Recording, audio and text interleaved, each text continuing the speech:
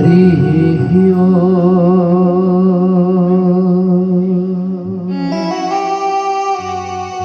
ओम नमो भगवते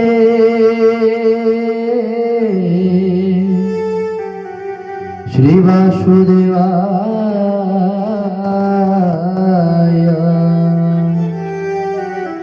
ओम नमो भगवते श्री नारायणाय।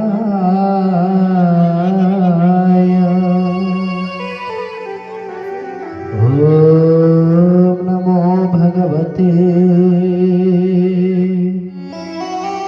श्री पुरुषोत्तमाय नमो नमः। ओम नमो भगवते श्री गुरुदेवाय नमो नमः।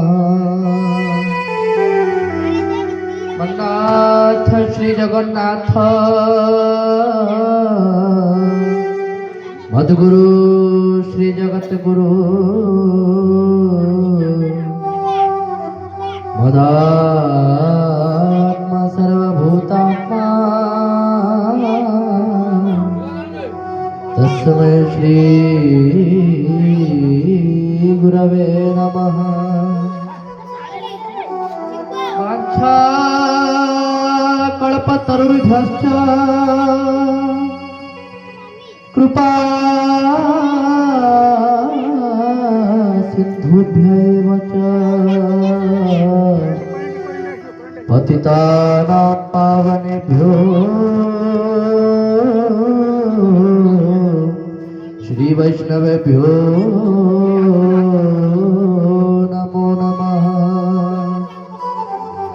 वराहपीडं नटवरवपुः कर्णयो कर्णिकारम् बिभ्रद्वासः कनककपितं वैजयन्तीं च माला रन्ध्रान्वेणुरधरसुधया पूरयन् गोपवृन्दै वृन्दारण्यं स्वपदरमणम् प्राविशद्गीतकीर्ति प्राविशद्गीतकीर्ति।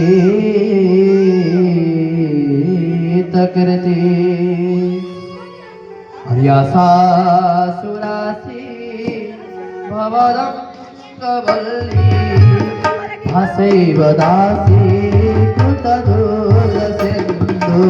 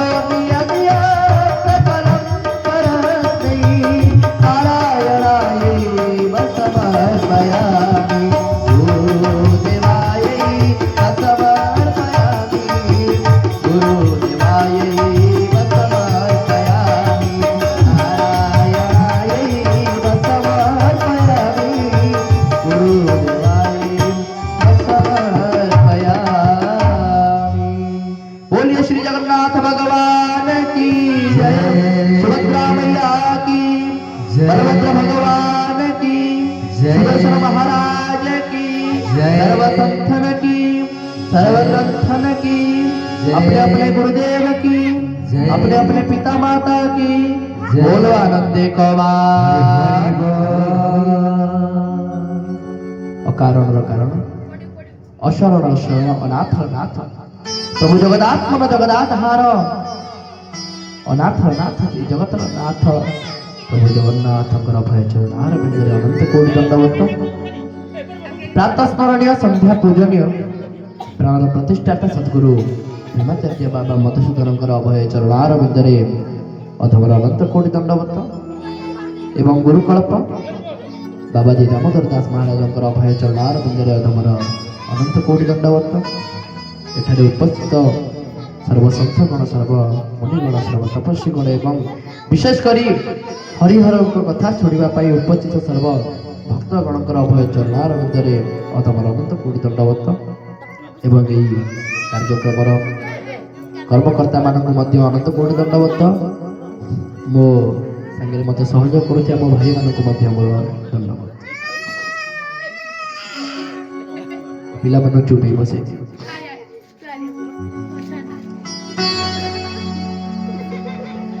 दुई बार कीर्तन करवा हरि कथा को श्रवण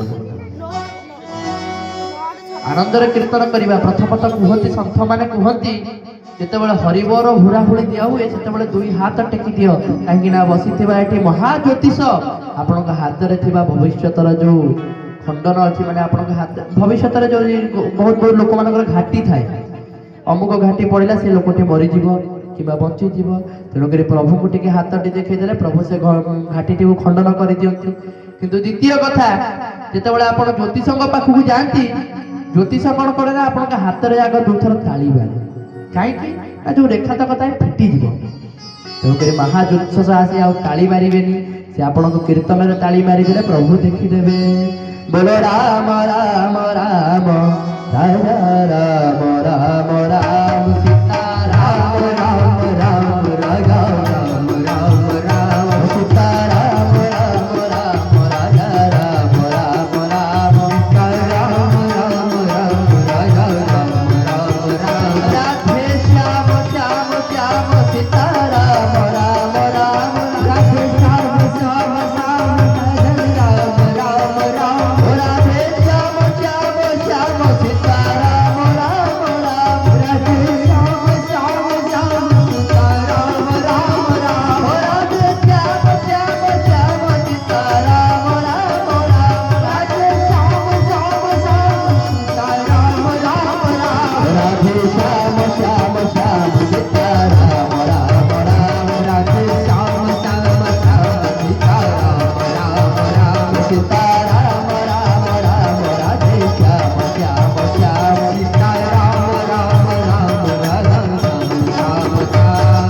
जगन्नाथ जगन्नाथ जगन्नाथ पाहि मां जगन्नाथ जगन्नाथ जगन्नाथ रक्ष मां जगन्नाथ जगन्नाथ जगन्नाथ प्रभु जगन्नाथ जगन्नाथ हरि हरि बोल जगन्नाथ जगन्नाथ जगन्नाथ पाहि मां जगन्नाथ जगन्नाथ जगन्नाथ रक्ष मां जगन्नाथ जगन्नाथ जगन्नाथ प्रभु जगन्नाथ जगन्नाथ जगन्नाथ रक्ष मां महाबाहु महाबाहु महाबाहु पाहि मां महाबाहु महाबाहु महाबाहु रक्ष मां महाबाहु महाबाहु महाबाहु पाहि मां महाबाहु महाबाहु महाबाहु रक्ष मां सुभद्राई पाहि मां बलभद्र बलभद्र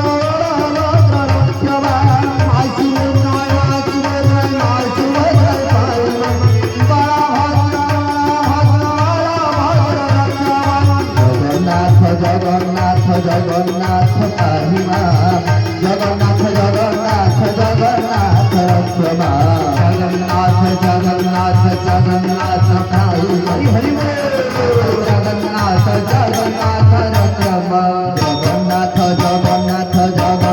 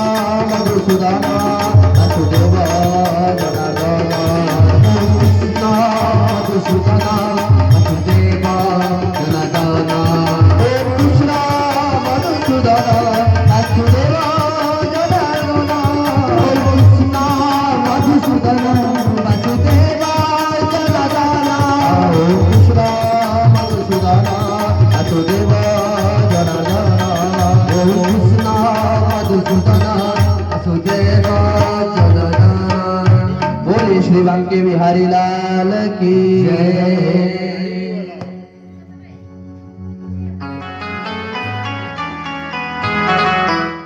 आज अति पवित्र संध्या। ए संध्यार अनेक लोकंकर मन दुख थी तो अनेक लोकंकर मन खुशी थी। कौन पाई ना जहाँकर माँ चली जाइछंती तांको मनरे निहाती पुणी पुराना स्मृति उभरी आसुथिबो। मो माटी मते कोଳରେ बसई केमिति प्रसाद देउथला, मो माटी मते कोଳରେ बसई केमिति पानी पियाई देउथला। पुओटे जदि अधट ही पड़ई जाइछि माँ केमिति चकी बसुथला दांड दुआरे मुहरे मो पुआ आसीबो बोली। बेले बेले मने पड़े आज्ञा, बहुत मने पड़े माँ कथा। कना माँ ठारू संसार आ बड़ बोली केही नाही आज्ञा।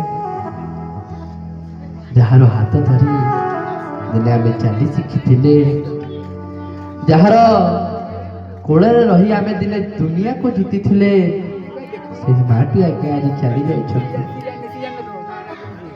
से माटी आज आज्ञा चली जाइछंती। बेले बेले मने पड़ी जाए किपरि भाबरे पुओ जेतले मना करे माँ मु खाइबिनी मो पेट पुरी जाइछि। माँ कहबा अरे हु आसीबो खाइदे। पुओ टिके बड़ हेई गले माँ कहे तू न खाइले मु खाइबिनी। पुओ जेते बुढ़ा हेले मध्य माँ आगे पुओ छुआटे जदि से पुओ खाऊ खाऊ माँ चली जाए एते दुख लगे से पुओ को। से पुओ केते न भावे निज माँ कथा। तेणुक आज से माँ को पाई से माँ को आखि आगे रखी से माँ को टिके मने पकई से माँ को पाई आज पदे कथाटी। माँ टी सिना आमको वर्षे है छाड़ी दे पलैले टिके शास्त्र भितर को गले आमे गोटे कथा भाविबा। माँ जीवित थिला बेले माँ केमिति रहिबो कौन करिबो माँ को केमिति आमे सेवा करिबा से विषय भाबुथिले। किंतु माँ गला परे माँ रो से जो आत्माटी से आत्माटी कुआडे गला आज्ञा। से आत्माटी कुआडे गला। से आत्मा ऊर्ध्वगति ही प्रभु को पाखे रहिला ना अधोगति ही नरक को गला ना आउ तारु ताठु अधोगति ही कोठी कीट पतंग होई जन्म होइछंती के जानि छंती आज्ञा। आपण माने कोन केही कहि परिबे जे तांको मां को आत्माटी कुआडे गला। तांको मां को आत्मार मुक्ति होला ना ताकर मुक्ति हेलानी से कोठी रहिले पुणी आज्ञा। शास्त्र रे दुईटी कथा गोटे है मृत्यु द्वितीयटी है मुक्ति। जो माने आमे समस्त एठी बसी छथि अनेक लोकंकर मृत्यु हेबो आउ अनेक लोकंकर मुक्ति हेबो। आपण कहबे कोन पाई एई गां रे त आमे बढ़िलु एई गां रो पानी पवन रे आमे बढ़िलु एई गां रे लोक मानक सहित मिसिलु एई गां रे आमे चाष कलु एई गां रो फसल आमे खाइलु हमर किछि जनकर मृत्यु हेबो एवं किछि जनकर मुक्ति हेबो कोन पाई आज्ञा।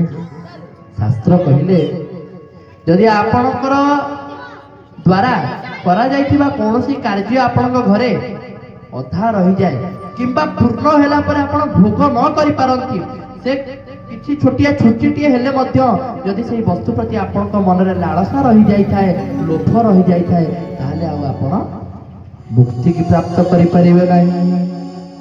आपणकर मुक्ति हेई जीवो अर्थात मृत्यु हो मुक्ति आउ हब ना। सबू कला परे मध्य सब में रसिए सब में बसिए सब काली जिए ना। हाँ जी कहते रहिए बैठे अपने धाम। सब में रसिए सब में बसिए सब काली जिए नाम। हाँ जी कहते रहिए बैठे अपने धाम।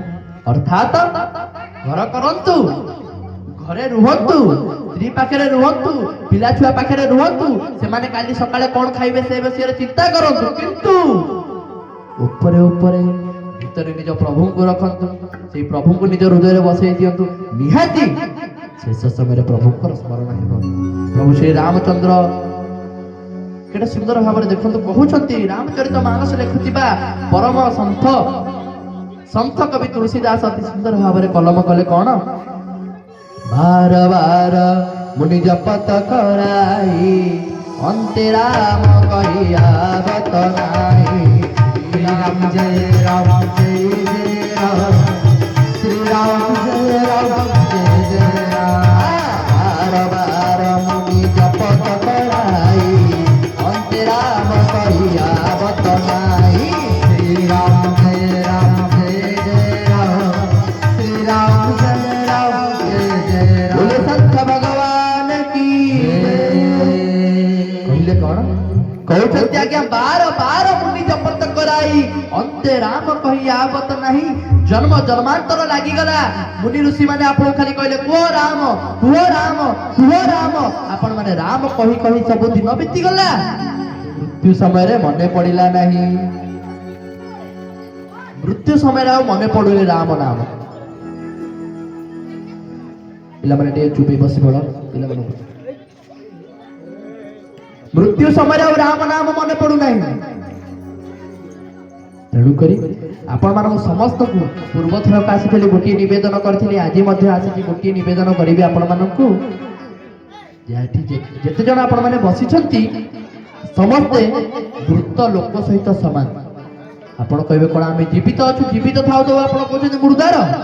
ଆଜ୍ଞା ହଁ, ଯେତେ ଜଣ ବସିଛନ୍ତି ଆପଣ ସମସ୍ତେ ସମସ୍ତେ ମୁର୍ଦାର ସହିତ ସମାନ। ଆପଣ କହିବେ କଣ ପାଇଁ?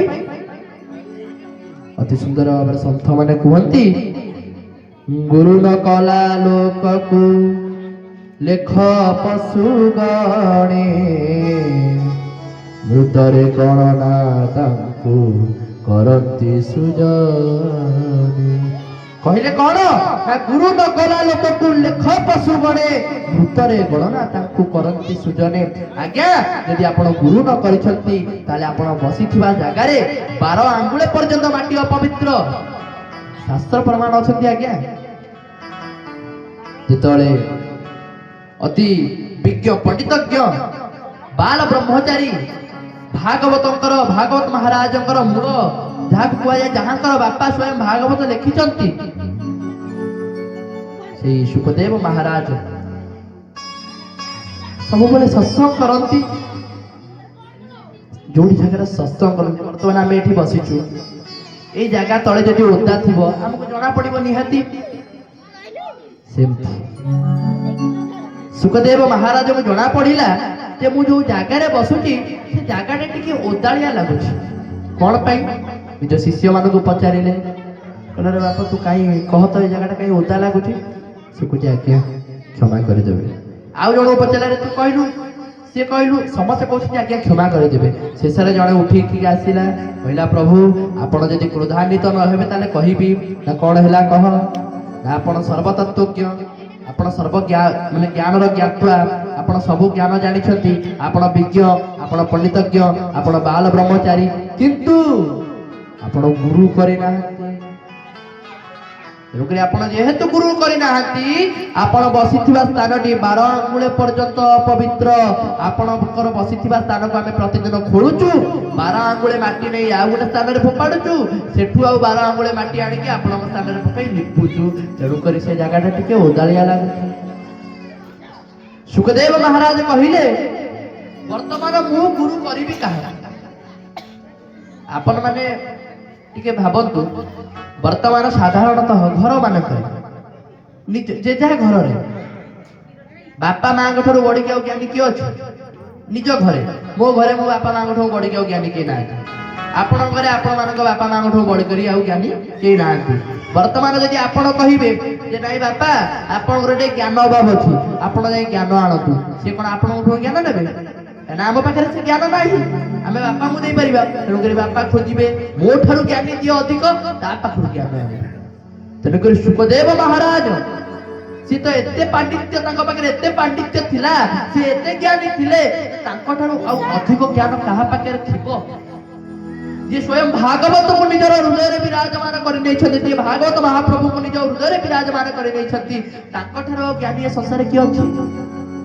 କିନ୍ତୁ ନାଇଁ, ସେ ମଧ୍ୟ ଗୁରୁ କରିନାହାନ୍ତି ବୋଲି ତାଙ୍କୁ କୁହାଗଲା ଯେ ଆପଣ ଯେଉଁ ସ୍ଥାନରେ ବସୁଛନ୍ତି ସେ ସ୍ଥାନର 12 ଆଙ୍ଗୁଳେ ପର୍ଯ୍ୟନ୍ତ ମାଟି ଅପବିତ୍ର, ଆପଣ ଯାଇ ଗୁରୁ କରନ୍ତୁ। ବର୍ତ୍ତମାନ କୁହାଗଲା କଣ ନା ସନ୍ଥ କବି ଯିଏ ଆମର ଅଛନ୍ତି ସୁଖଦେବ ମହାରାଜ। ସେ ସନ୍ଥ ମହାରାଜ କହିଲେ କଣ, ମୁଁ କାହାକୁ ଗୁରୁ କରିବି, ମୋ ଠାରୁ ଅଧିକ ଆଉ ଜାଣିଥିବା ବାଲା କିଏ ଅଛି କୁହ, ମତେ ଜଣା, ମୁଁ ସଙ୍ଗେ ସଙ୍ଗେ ଯାଇ ତା ଗୋଡ଼ ତଳେ ପଡ଼ିଯିବି, ତାକୁ ଗୁରୁ କରି ନେଇଯିବି। ସବୁ ସନ୍ଥ ମାନେ କହିଲେ ଆଜ୍ଞା ଆପଣ ଯାଇ ପହଞ୍ଚନ୍ତୁ କାହା ପାଖରେ, ରାଜା ଜନକଙ୍କ ପାଖରେ, ଆପଣଙ୍କର ଗୁରୁ ସିଏ ହିଁ ହେବେ। ସୁଖଦେବ ମହାରାଜ କହିଲେ ତାଙ୍କର ଜାଗାଟା କୋଉଠି ଟିକେ କୁହ। ଆଜ୍ଞା ଆପଣ ଯାଆନ୍ତୁ ଭାରି ଜନକପୁରୀ, ମିଥିଳା ଯାଆନ୍ତୁ, ସେଠି ଆପଣଙ୍କୁ ରାଜା ଜନକ ମିଳିଯିବେ। ଯେତେବେଳେ ଯାଇ ପହଞ୍ଚି ଯାଇଛନ୍ତି ସୁଖଦେବ ମହାରାଜ ଦେଖିଲେ ପ୍ରଥମ ସେ ରାଜା ଜନକ ସେଠାରେ ବସି ନିଜର ଚାରି ଚତୁଃପାର୍ଶ୍ୱରେ କିଛି ରାଣୀ ମାନଙ୍କୁ ବସି ତାଙ୍କ ପାଖରେ କ୍ରୀଡ଼ା କରୁଛନ୍ତି। ସୁଖଦେବ ମହାରାଜ ଦେଖି କହିଲେ ଆରେ ଇଏ କଣ ମୋ ଗୁରୁ ହବ, ଯିଏ ବିଷୟ ମଦ ଭିତରେ ରହିଯାଇଛି ସିଏ ମୋ ଗୁରୁ ହବ? ନା, ଅନୁଚିତ କଥା ମତେ ମୋ ସନ୍ଥ ମାନେ ମୋ ଶିଷ୍ୟ ମାନେ କହିଲେ। ତାପରେ କଣ ହେଲା ନା ଶିଷ୍ୟ ମାନେ ପୁଣି କହିଲେ ଆଜ୍ଞା ଆପଣଙ୍କର ବୋଧେ କିଛି ଭୁଲ ଧାରଣା ହେଇଛି, ଆପଣ ଆଉ ଥରେ ଯାଆନ୍ତୁ। ଯେତେବେଳେ ଦ୍ୱିତୀୟ ଥର ଗଲେ ଦେଖିଲେ କଣ ନା ନିଜର ବାଁ ଜଙ୍ଘରେ ବସେଇଛନ୍ତି ନିଜ ପତ୍ନୀକୁ, ଡାହାଣ ହସ୍ତରେ ଏପଟେ ଯଜ୍ଞରେ ଆହୁତି ଦଉଛନ୍ତି, ସେପଟେ ନିଜର ପତ୍ନୀ ସହିତ ରତି କରୁଛନ୍ତି।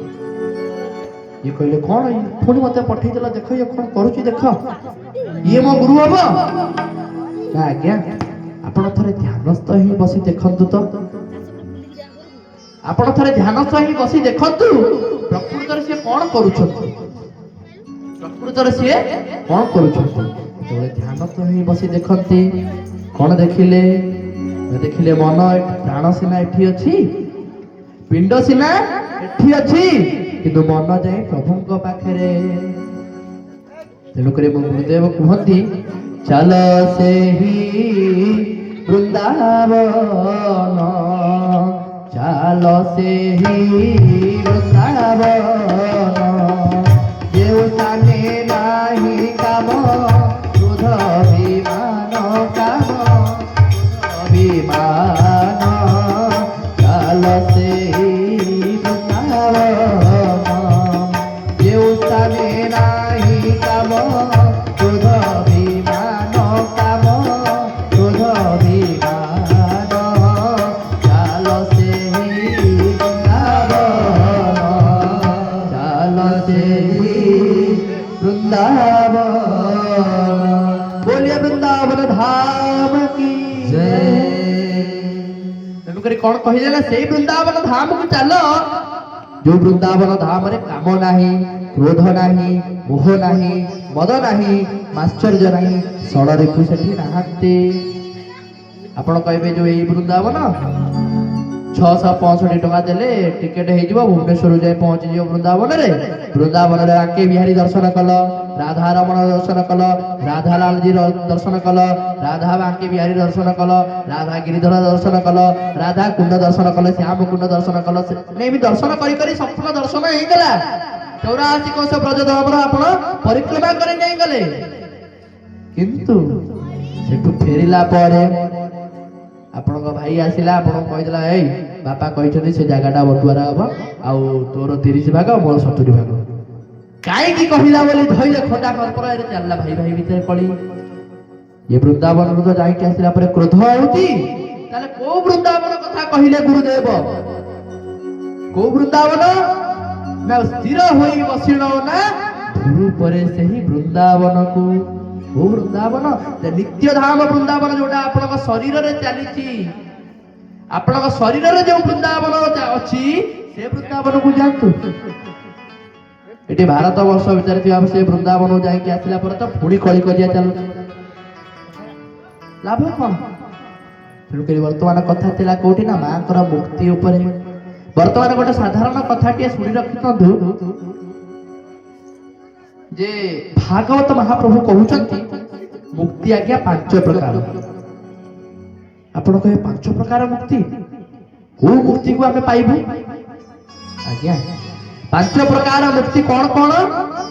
ପ୍ରଥମ ହେଲା ସାଲୋକ୍ୟ, ସାମିପ୍ୟ, ସାରୂପ୍ୟ, ତାପରେ ଏକତ୍ୟମ, ଆଉ ଗୋଟେ ଅଛି ଗୁପ୍ତରେ, ସେଇଟା ହେଲା ଷାଷ୍ଠୀ। कौन प्रथम है सालोक्य अर्थात ताकर वैकुंठ धाम आपको प्राप्त हो मुक्ति मिलला आपको वैकुंठ धाम मिल को वैकुंठ धाम न तत भासयते सूर्य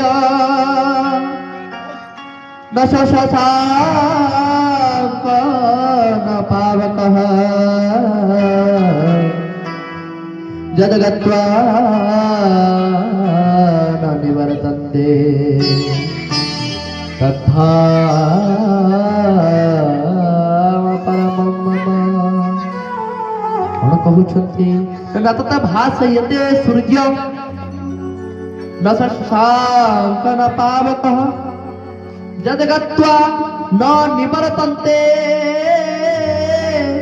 तद्धाम परमं जदगत्वा न निवर्तन्ते अर्थात जोठाकू गले आ द्वितीय थर फेरिबाकू पड़ेनी। आमे माने सेही स्थानर निवासी आम मानकर समस्तकर सेठी खंडे खंडे प्लॉट अछि सेठी समस्तकर गोटे गोटे प्लॉट अछि गोटे घर अछि समस्तक पई गोटे गोटे आपन पई गोटे आपन स्त्री को पई गोटे आपन पुओ को पई गोटे आपनकर भणजा पई गोटे समस्तक पई गोटे गोटे प्लॉट समस्तक पई गोटे गोटे घर अछि किंतु आमे से घरे न रही ए घरे काई रहउछि से घरे न रही आमे ए घरे कोन पई रहउछि आमे ए घरे रहिले आज जन्म होचे पुणी किछि वर्ष गला पर मरि जाउचे ए घर तो छाडी कि जाउचे सेठी तो सबुदिन पई रहिबा कथा किंतु आमे सेठी न रही एठी कोन पई रहउछि बर्तमान आम एठी आसीचु भाई आमर जदि कैशियर कौन गोटे जिनिस छाड़ी दे जाइए कि भाई आमर तबलार हाथुड़ा छाड़ी दे जाइए बाबा आमर तबलार हाथुड़ा रही जाए मु पाऊना तमें आसी दे जाइए से पुणी आसबे निमापड़ा ठई था से भुवनेश्वर ठई था कटक ठई था जोड़ी था पुनः आसवाक पड़ो ठीक से भाव में आपण घर कले द्वार कले पिला छुआ मान चाकरी करेले किसी उपभोग न करी चली गले बोलो सियाराम की जय हो गले आपणकर हाँ तारे आपण मन रहा अरे हे घर टे कली पिला माने चाकरी कले पुओ बाहागर टे देखी पारे ना पुओ बाहागर टे देखी पारे ना कौन कई जीवन पाई मरीगली टी उपभोग कर पारि ना गला रहा पुनः आसवाक पड़ो आमर से प्लॉट थाऊ घर थाऊ जहाँ थाऊ पुणी आसवाक पड़ो किंतु पुणी जो आसब ये मनुष्य शरीर दुर्लभ शरीर पाइब नहीं अनेक जन्म तप फले मनुष्य जन्म महिताए गोविंद गोविंद गोविंद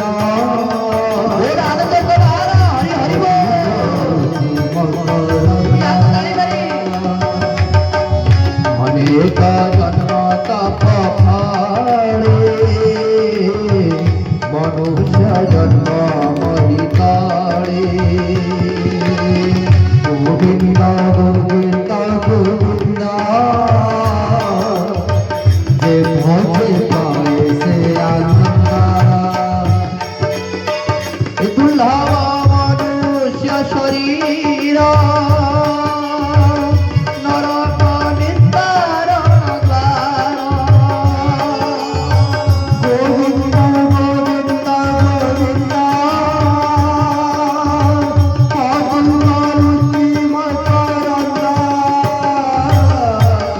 दुर्लभ मनुष्य शरीर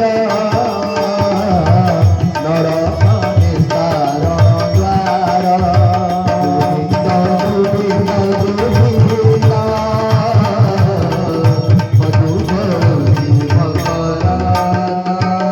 बोले भागवत महाप्रभु की जय कहले कौन दुर्लभ मनुष्य शरीर आज्ञा नरकर निस्तारण द्वार यदि ए जन्म प्रभु को न पाइबे ताले को जन्म पाइबेनी ए जन्म प्रभु को न पाइले को जन्म पाइबे नहीं तेणु करी कहले कौन ना अनेक जन्म तपस्या फल मनुष्य जन्म टे पाइले आपण भाविले दिन जाक खटी खटी आसीथिबे दिन जाक आपण खटी खटी आसीथिबे मालिक पाखु जेतले जाई आपण कहबे आज्ञा टका 500 पाई आपण दिन जाक खटी थिबे ମାଲିକ ପାଖକୁ ଯିବେ କହିବେ ଆଜ୍ଞା, ସେ କହିବେ ଆଜ୍ଞା ନାହିଁ ଏବେ ପଳାନ୍ତୁ। କେତେ କଷ୍ଟ ଲାଗିବ କହିଲେ। ଠିକ ସେଇପରି ଭାବରେ କୋଟି କୋଟି ଜନ୍ମ ଆମର ବିତିଗଲା, ଆମେ ଏତେ ଜନ୍ମ ପରେ ମନୁଷ୍ୟ ଜନ୍ମଟିଏ ପାଇଲେ। ମନୁଷ୍ୟ ଜନ୍ମର ଯଦି ଲାଭ ନ ଉଠେଇବା ତାହେଲେ ଲାଭ କଣ? ମନୁଷ୍ୟ ଜନ୍ମର ଯଦି ଆମେ ଲାଭ ନ ଉଠେଇବା ତାହେଲେ ଲାଭ କଣ? ତେଣୁକରି ମନୁଷ୍ୟ ଜନ୍ମର ଲାଭ ଉଠାନ୍ତୁ। ମନୁଷ୍ୟ ଜନ୍ମଟିଏ ପାଇଛନ୍ତି, ଲାଭ ଉଠାନ୍ତୁ। ଲାଭ କଣ ଉଠେଇବେ?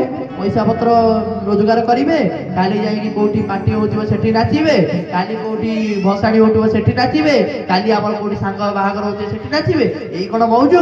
ଏଇ କଣ ମନୁଷ୍ୟ ଶରୀରରେ ଆପଣ ଲାଭ ଉଠିଲା? ନାଇଁ ଆଜ୍ଞା। ପ୍ରକୃତ ଲାଭ କଣ?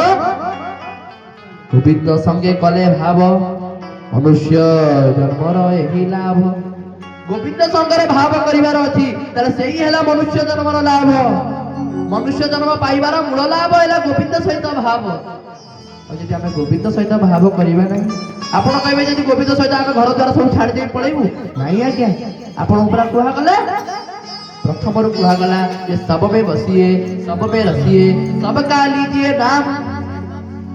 ଏଠି ମଞ୍ଚ ହେଲା, ଏଠି ବସ, ଘରେ ରସ, ସବୁ କଥାରେ ମୁଣ୍ଡ ପୁରଉଥାଅ, କିନ୍ତୁ କୋଉଥିରେ ନଥିଲା ପରି, କୋଉଥିରେ ନଥିଲା ପରି। ଏମିତି ଗୋଟେ ଗୋଟେ କଲେଜରେ ପିଲା ନଥାନ୍ତି କି କଳି କରିଦେଇଥିବେ, ତାଙ୍କ ନାଁ କିନ୍ତୁ କୋଉଠି ନଥିବ। ଇରେ ତତେ ଅମୁକ ଲୋକଟେ ଅମୁକ କଥା କହିଲା, ତାକୁ ଯାଇ କହିଦେବେ ରେ ତତେ ସେ ସମ୍ମୁଖ ଅନେଇକି ବସିଛି ତତେ ବାଡ଼େଇ ହବୁ।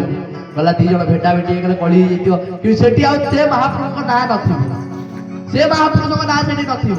ଠିକ ସେଇପରି ଭାବରେ ସବୁ କରିକି ଯାଇଥାନ୍ତୁ, ହଁ ଅମୁକ ଲୋକଟେ କରିଥିଲା, କିନ୍ତୁ ଦେଖିଲ ସେ ଅଛି ସେଠି ନାହିଁ, ସେଠି ସବୁଥିରେ ଥାଇ ନଥିଲା ପରି ରୁହ। ମନୁଷ୍ୟ ଜନ୍ମ ପାଇଛନ୍ତି, ସାର୍ଥକତା କରନ୍ତୁ।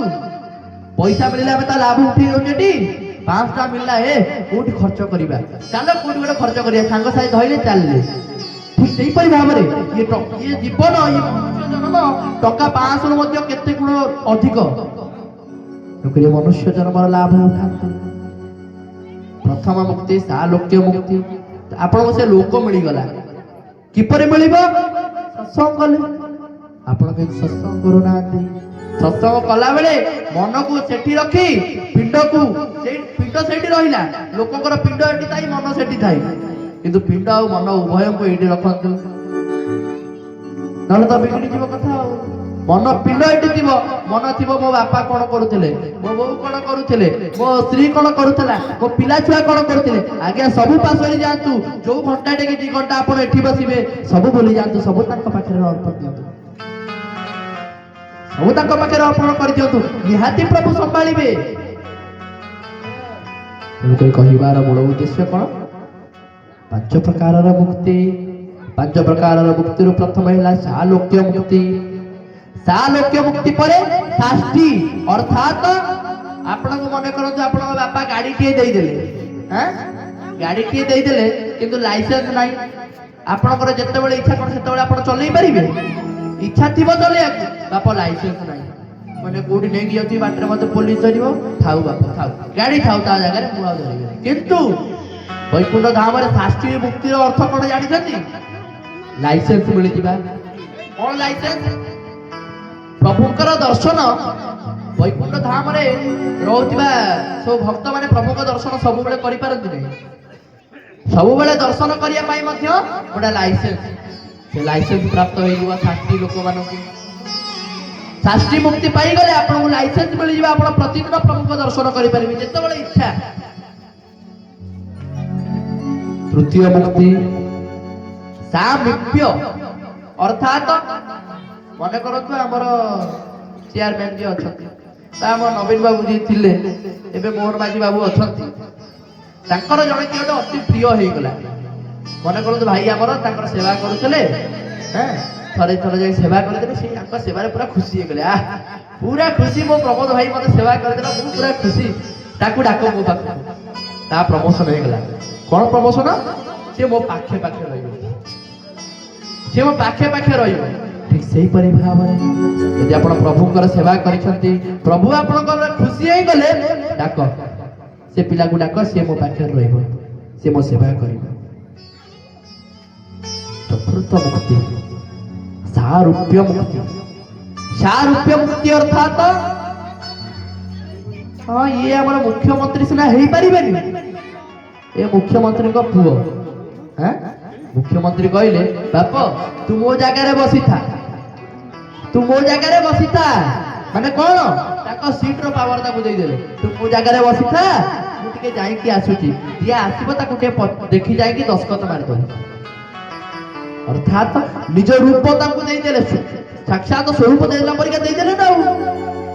ଯେତେବେଳେ ମହାପ୍ରଭୁ ଆମର ବିରାଜମାନ ହୁଅନ୍ତି, ଅନେକ ଲୀଳା ଅଛି ମହାପ୍ରଭୁଙ୍କର। ମହାପ୍ରଭୁଙ୍କ ଯେତେବେଳେ ଲୀଳା ହୁଏ, ମହାପ୍ରଭୁ କଣ ସ୍ୱତନ୍ତ୍ର ନିଜେ ଆସନ୍ତି କି? ନିଜର ସ୍ୱରୂପକୁ ପଠାନ୍ତି। ଠିକ ସେଇପରି ଭାବେ ସେ ସ୍ୱରୂପ ମାନଙ୍କର ଆଉ କିଛି କାମ ନଥାଏ। ଜାଣନ୍ତି ଆପଣ ମାନେ, ଯେତେବେଳେ କୌଣସି ଲୀଳା ହୁଏ, ସେତେବେଳେ ମହାପ୍ରଭୁଙ୍କର କୌଣସି ସ୍ୱରୂପ ଆସନ୍ତି, ରାଧା ଦାମୋଦର ଆସନ୍ତି କିମ୍ବା ରାଧା ମାଧବ ଆସନ୍ତି, ଯିଏ ବି ଆସନ୍ତି, ଦୋଳ ବେଦୀରେ ଦୋଳନ ଆମର ମହାପ୍ରଭୁ ଯାଆନ୍ତି, ଯେତେବେଳେ ମହାପ୍ରଭୁ ଡାଇରେକ୍ଟ ଯାଆନ୍ତି, ନିଜେ ଯାଆନ୍ତି। ଦୋଳ ଗୋବିନ୍ଦ ଯେତେବେଳେ ଆସନ୍ତି ଦୋଳ ଖେଳିବାକୁ, ନିଜେ କଣ ମହାପ୍ରଭୁ ଯାଆନ୍ତି ନା, ସେମାନଙ୍କ ଭିତରେ ମହାପ୍ରଭୁ ସ୍ଥାପନ ହୁଅନ୍ତି। ତାଙ୍କର ସ୍ୱରୂପ ମହାପ୍ରଭୁ ଯାଇ ତାପରେ ଦୋଳ ବେଦୀରେ ବସନ୍ତି। ଚାପେ ଚ ମଧୁସୂଦନ, ଚାପରେ ଯାଇ ମଧୁସୂଦନ ରୂପରେ ବସିବେ। ତେଣୁକରି କହିବାର ଉଦ୍ଦେଶ୍ୟ କଣ ନା, ମହାପ୍ରଭୁ ଯେପରି ଭାବରେ ନିଜେ ନ ଯାଇ ନିଜର ସ୍ୱରୂପକୁ ପଠାନ୍ତି, ଠିକ ସେଇପରି ଭାବରେ ଆଜ୍ଞା ଚତୁର୍ଥ ମୁକ୍ତି ହେଉଛି ସାରୂପ୍ୟ ମୁକ୍ତି। ଆପଣ ମାନଙ୍କୁ ପ୍ରଭୁଙ୍କର ସ୍ୱରୂପ ମିଳିଯିବ। ଯେପରି ଭାବରେ ପ୍ରଭୁ ଚତୁର୍ଭୁଜ ରୂପ, ସେଇପରି ଭାବରେ ଆପଣଙ୍କୁ ମଧ୍ୟ ଚତୁର୍ଭୁଜ ରୂପ ପ୍ରଦାନ ହେଇଯିବ। ପଞ୍ଚମ ମୁକ୍ତି, ପଞ୍ଚମ ମୁକ୍ତି ହେଉଛି କଣ, ଏକତ୍ୟମ। ଅର୍ଥାତ କଣ, ପଞ୍ଚମ ମୁକ୍ତି ହେଉଛି ଏକତ୍ୟମ। ଅର୍ଥାତ ଅହମ୍ ଅହମ୍ ତ୍ୱ ବ୍ରହ୍ମଣ, ଅର୍ଥାତ ତୁମେ ଯିଏ ମୁଁ ସିଏ। ପ୍ରଭୁ ଓ ଭକ୍ତ ଭିତରେ ଭିନ୍ନତା ରହିବନି। ସେ ସମୟରେ ପ୍ରଭୁ ଓ ଭକ୍ତଙ୍କ ଭିତରେ ଭିନ୍ନତା ରହିବନି। ଅତି ସୁନ୍ଦର ପ୍ରସଙ୍ଗଟି ଅଛନ୍ତି ଏ ବାବଦରେ। ଦିନକର ଘଟଣା, ଜଣେ ଅତି ସୁନ୍ଦର ଭକ୍ତ, ତାଙ୍କ ନାଁଟି ହେଉଛି ଏକତ୍ୟ।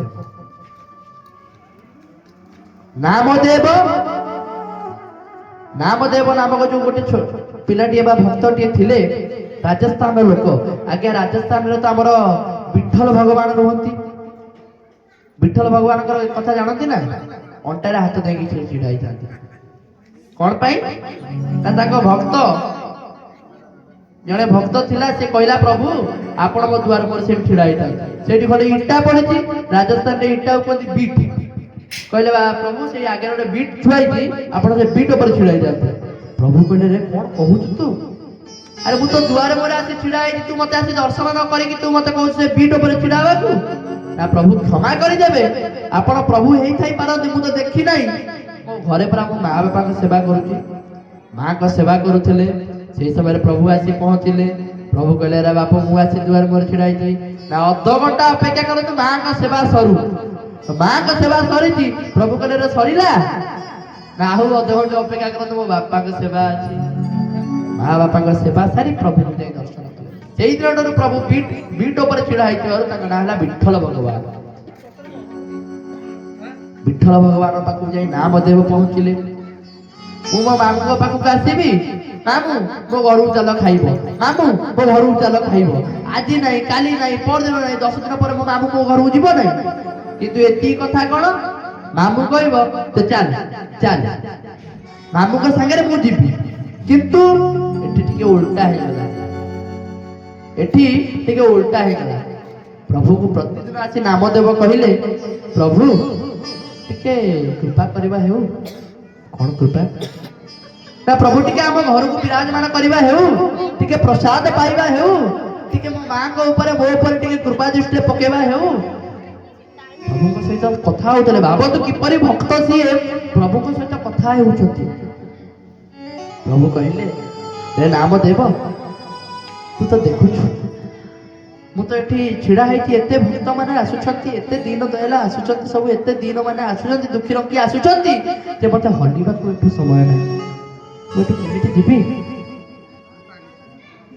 ନାମଦେବ କହିଲା ପ୍ରଭୁ ଆପଣଙ୍କର ତ ବିଭିନ୍ନ ସ୍ୱରୂପ, ଆପଣ ତ ମାୟାଧର, ଆପଣ ତ ଅନେକ ରୂପରେ ଖେଳୁଛନ୍ତି, ଆପଣଙ୍କର ଏଠି ଏଠି ଗୋଟେ ସ୍ୱରୂପକୁ ବିଦ୍ୟମାନ କରି ମୋ ସାଙ୍ଗରେ ଟିକେ ଗଲେ ହୁଅନ୍ତାନି? ହଉ ଯିବା ଯିବା, କେବେ ଯିବା?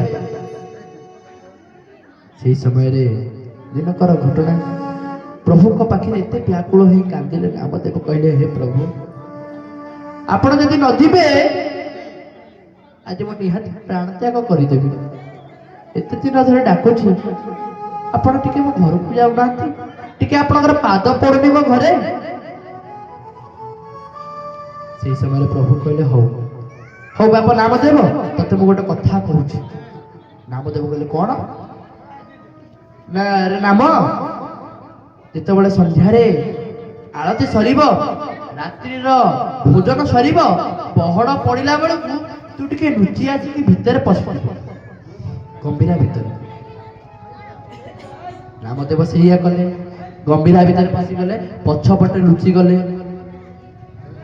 କେହି ଆଉ ଜାଣିଲେ ନାହିଁ, ପହଡ ପକେଇଲେ, ତାଙ୍କର ପଳେଇଲେ। ସେତେବେଳେ କଣ ହେଇଛି ନା ପ୍ରଭୁ କହିଲେ, ନାମଦେବ ବାହାରକୁ ଆ, ହେଇଗଲା ସମୟ ହେଇଗଲା, ତୁ ଏଥର ବାହାରକୁ ଆସ। ବାହାରକୁ ଆସିଛନ୍ତି, ନାମଦେବଙ୍କୁ ଛିଡା କରେଇଦେଲେ। କହିଲେ ଟିକେ ଛିଡା ହେଲେ। ନାମଦେବଙ୍କୁ ଦେଖିଲେ, ଏମିତି ଆପାଦ ମସ୍ତକ ଦେଖିଲେ। ବୋଲ ସନ୍ଥ ଭଗବାନ କି ଜୟ ହୋ। ଆସି ବିରାଜମାନ ହେଇଗଲେ ସନ୍ଥ ମୂର୍ତ୍ତି। ବାବା ଆସନ୍ତୁ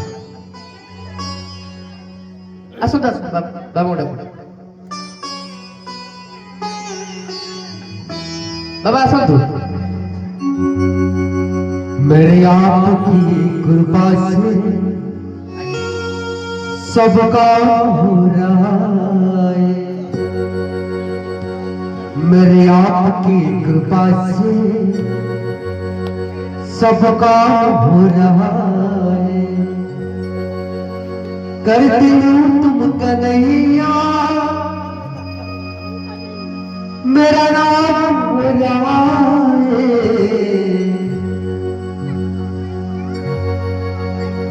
मेरे आपकी कृपा से सब काम हो रहा। मेरे आपकी कृपा से सब काम हो रहा। मेरे आपकी कृपा से सब काम हो रहा। करती हूँ कन्हैया, करती हूँ कन्हैया, मेरा नाम हो रहा। मेरे आपकी कृपा से सब काम हो रहा है। मेरे आपकी कृपा से सब काम हो रहा है। बोले संत भगवान की जय। ସବୁ ସ୍ଥାନରେ ସନ୍ଥ ମୂର୍ତ୍ତି ଆସି ପହଞ୍ଚିବା ସହଜ କଥା ନୁହନ୍ତି ଆଜ୍ଞା। ସବୁ ସ୍ଥାନରେ ସନ୍ଥ ମୂର୍ତ୍ତି ମାନେ ଆସି ପହଞ୍ଚିବା ସହଜ କଥା ନୁହନ୍ତି। ସନ୍ଥ ହେଉଛି ସାକ୍ଷାତ ଚଳନ୍ତି ପ୍ରତିମା ମହାପ୍ରଭୁଙ୍କର। ସନ୍ଥ ମାନେ ସାକ୍ଷାତ ଚଳନ୍ତି ପ୍ରତିମା ମହାପ୍ରଭୁଙ୍କର। ଯୋଉ ସ୍ଥାନକୁ ମହାପ୍ରଭୁ ନ ଯାଇପାରନ୍ତି, ସେଠିକି ସନ୍ଥ ମାନଙ୍କୁ ପଠେଇ ଦିଅନ୍ତି। ସେଠି ସନ୍ଥ ମାନଙ୍କୁ ପଠେଇ ଦିଅନ୍ତି। ଆଜ୍ଞା ମୁଁ ଯାଇପାରିଲି ନାହିଁ, ମନରେ ପ୍ରେରିତ କରିଦେବେ, ବାପା ଅମୁକ ଜାଗାରେ ଟିକେ ସତ୍ସଙ୍ଗ ହଉଛି, ଟିକେ ଯାଆନ୍ତୁନି। ତେଣୁକରି ଅତି ସୁନ୍ଦର ଭାବରେ ନାମଦେବଙ୍କୁ ଘର ଭିତରେ ରଖି, ଲୁଚେଇ ରଖି, ପ୍ରଭୁ ଯେତେବେଳେ ଆପାଦ ମସ୍ତକ ଅନେଇଲେ, ନାମଦେବ କହିଲେ, ଇଏ କଣ ଗୋଟେ ମନରେ ବିଚାର କଲେ, ଏ ତ ମାୟା ଧର, ଏ ତ ମାୟା ଧର, ମାୟା ରଚି ଖେଳେ ରେ ଚାହାବାରେ ମାୟା ସଂସାର। ଏ ତ ମାୟା ଧର, ଏ ତ ମାୟା ରଚି ସବୁବେଳେ ଖେଳୁଛି। ତେଣୁକରି ୟା ମନରେ କଣ ଚାଲିଛି କିଏ ଜାଣେ? ତାର ମାୟା ତା ବ୍ୟତୀତ ଆଉ କେହି ଜାଣୁନାହାନ୍ତି। ମୋ ମାୟା ମତେ ଗୋଚର, କାହାକୁ ଜାଣିବେ ନରଛର। ତେଣୁକରି ସଂସାରର ଲୋକମାନଙ୍କର ଆଉ ଶକ୍ତି ନାହିଁ ପ୍ରଭୁଙ୍କର ମାୟାକୁ ଜାଣିବା ପାଇଁ।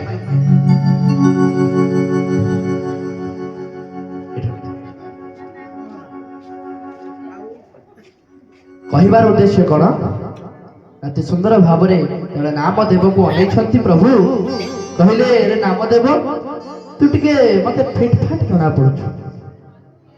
ବେଳେ ବେଳେ ଆପଣ ମାନେ ଶୁଣିଥିବେ, କେତେ କେତେ ସ୍ଥାନରେ କଣ ହୁଏ ନା, ବରର ଇଚ୍ଛା ନଥିବ ସେ କନ୍ୟାଟିକୁ ବିବାହ କରିବା ପାଇଁ, ନିଜ ସାଙ୍ଗକୁ ଡାକି ଦେଇଥିବ, ବାପରେ ତୁ ଟିକେ ସଜବାଜ ହେଇଗଲୁ, ଏମିତି ମୁଁ ଯେମିତି ବର ବେଶରେ ସଜ ହେଇଛି, ଟିକେ ସଜ ହେଇଯା।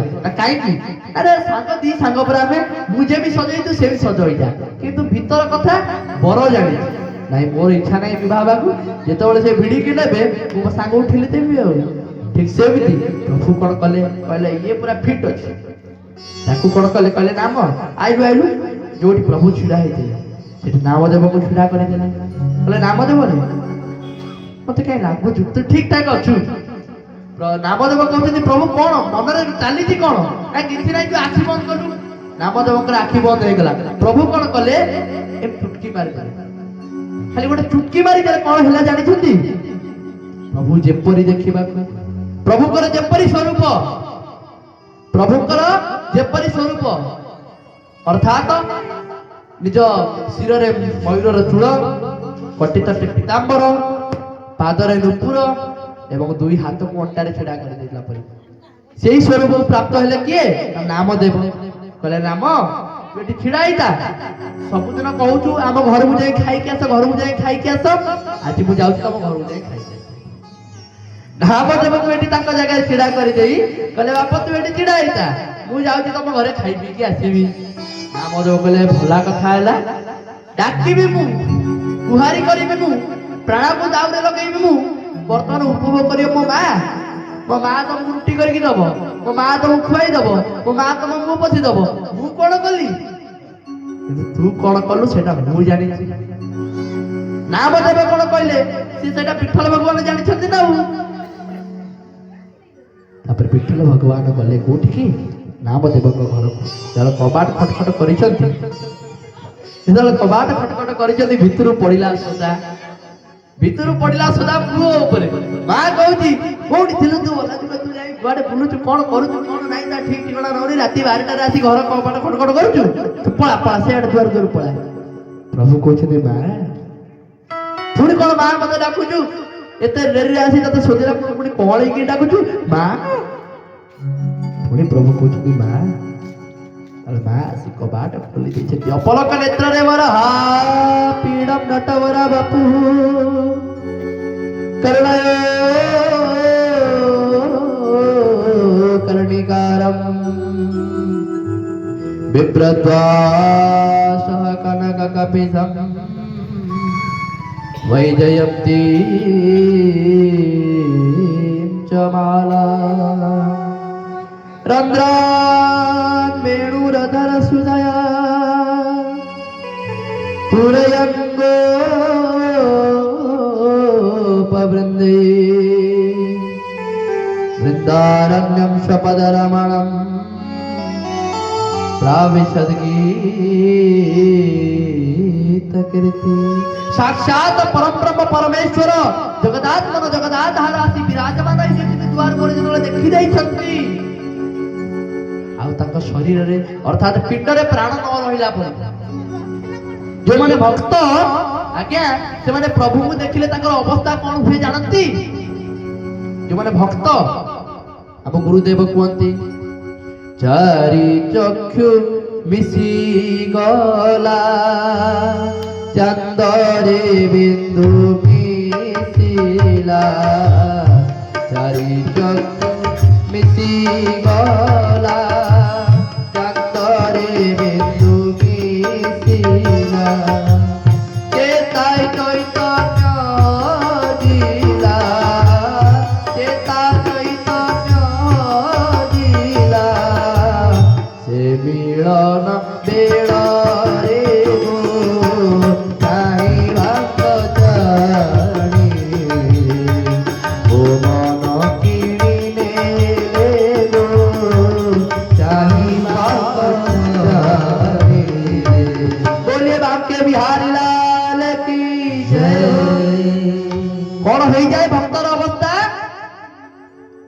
चारि चक्षु मिसी गला चांदरे बिंदु मिसिला। अर्थात जेतबळे भक्त भगवान कर परम आउ भक्तर जीव प्रभु का जेतबळे मिलन हुए, परम आउ जीवर जेतबळे मिलन हुए से समय आगे चारि चक्षु मिसी जाए। सेतबळे भक्तर सक्षमता न थाए प्रभुकर श्री अंग को दर्शन करिवा पाई। सेतबळे प्रभुकर अपलक नेत्र को ये पड़े भक्तर अपलक नेत्र, उभय तले अपलक नेत्र चारि चक्षु मिसी जाए, चांदरे बिंदु मिसे। अर्थात परम सहित जीवर मिश्रण हो जाए। परमात्मा सहित भक्तर मिलन हो जाए तेणुकरी आज से अवस्था है नामदेवर माँ एवं प्रभु सहित जो प्रभु को देखी से अपलक नेत्र चाहते आसन रखी पकेबे बोली कहीं पुओ कहीकि जाए माँ दिने ना दिने मो प्रभु मो पाक मो घर को आसबे तेणुक आसन पकई सबुदिन आसन पकई था किंतु आज आसन पकई कि मन में आसुना जे आसन टे पकेबी कानी लुगार कानी पारिदेले कहले प्रभु बसंत सब बेले ढाले पानी रखी था पाद टे धोइबे बोली कि सेदिन ढाल कथा मन पड़ुनी आखिरु धार धार अश्रु विगलित होउची अश्रु प्रभु को पाद धोई दौरान प्रभु को आनी बसैले घरे खाइबा को देले सब सरीला किंतु एपटे ट्रेनिंग देकी जाइछन्ती काकू नामदेव कहितले नामदेव मु तो घर को जाउची वर्तमान मो जगह तू छिड़ा आलु भोर भोर मंगल आरती हबो भोर भोर मंगल आरती हबो केमिति हबो हमर एठी कोन पहड़ पिटिले प्रभुकर आरती सरीला तापरे जहा नित्य नैमित्तिक कर्म करबा कथा किंतु विठल भगवान पाखे जो आरती है मंगल आरती कहती काकड़ा आरती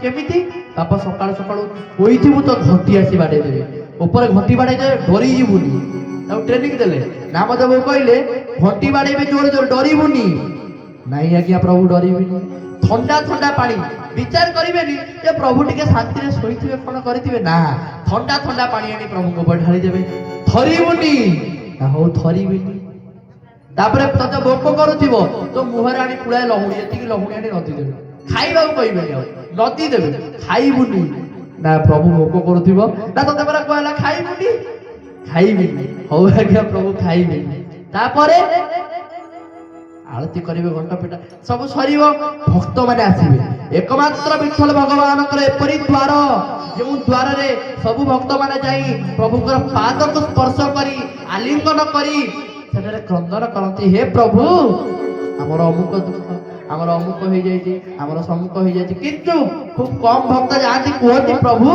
सकाल सकाल ठंडा पानी रे गाधौचंदी शीत होउनी तो खूब कम भक्त जाती कहते प्रभु सकाल सकाल भोग करुथिबो भोग लगेलेनी तो खूब कम भक्त जाती कहते प्रभु खरा बेले जो राजभोग एकला शांति रे पाइछंती तो आ खूब कम भक्त माने थांती जे जाती कहते प्रभु सबु समस्तकर दुख बुझी बुझी आपण थकी जाए ना तो खूब कम भक्त थाके आज्ञा जो माने प्रभु को पचारती प्रभु को विषय रे किंतु अधिकांश भक्त जाई कहती प्रभु मोर बापार अमुक हो जाइछि मोर पुअर सम्मुख हो जाइछि किंतु खूब कम भक्त थांती कहती प्रभु आपणकर कोन खबर आपण टिके हमको जणातु हमर पूज्य अरविंद महाप्रभु तो चली गले किंतु पदे लिखि दे जाइछन्ती कोन कला शांते अच्छ के मनते सुख दुख पदे कुह सुख दुख पदे कुह कला शांते अच्छ के मनते सुख दुख पदे कुह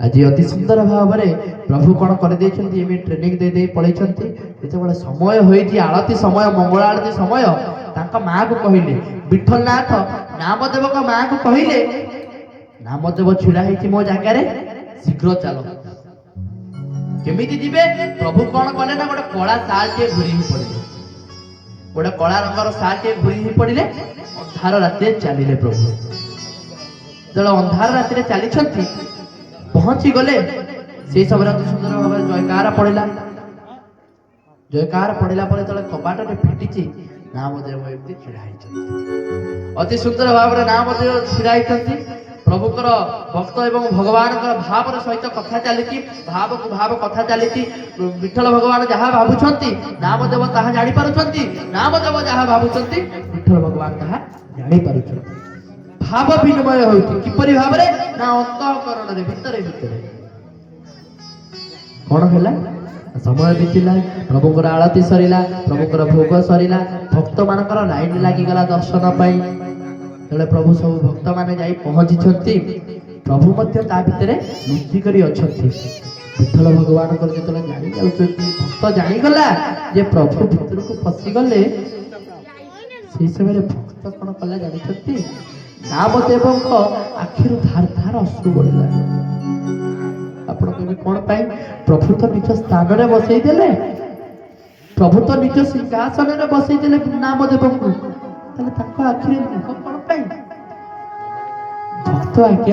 भक्त आखिर लुह केते बेले आसे जाने छथि जेते बेले ता भगवान कष्ट रे था आ भगवान का आखिर लुह सेते बेले आसे जेते बेले ताको भक्त कष्ट रे था एबे आपण कहिबे भगवान कोन कष्ट रे अछंती विठल भगवान पुरी कोन कष्ट रे अछंती नामदेव कांदुछंती आज्ञा नामदेव कांदिबार मूल कारण कौन जानते नामदेव कहले प्रभु सब भक्त माने आसी मो पाद धरी पकाउछंती कांदुछंती कहउछंती हे विठलनाथ मो पुअर शरीर आरोग्य हो जाओ प्रभु कृपा करंतु मो भाईर चाकरी टे लागि जाओ कृपा करंतु किंतु हे प्रभु जगदात्मन जगदाधार हे जगत नियंता जगत कर्ता आपण स्वयं कर्ता कृपा करी आपण आसी पादटी को धरिबेनी जेतेबेले मन भाबी जे प्रभु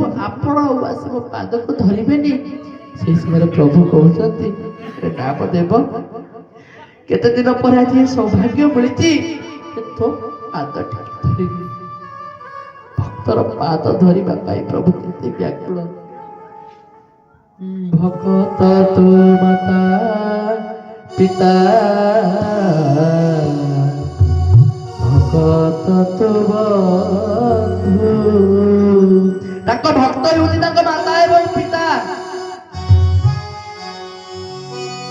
भक्त निमते तोर नाम कृपा सिंधु नाम कृपा सिंधु एकांत भक्त जीवन एकांत भक्त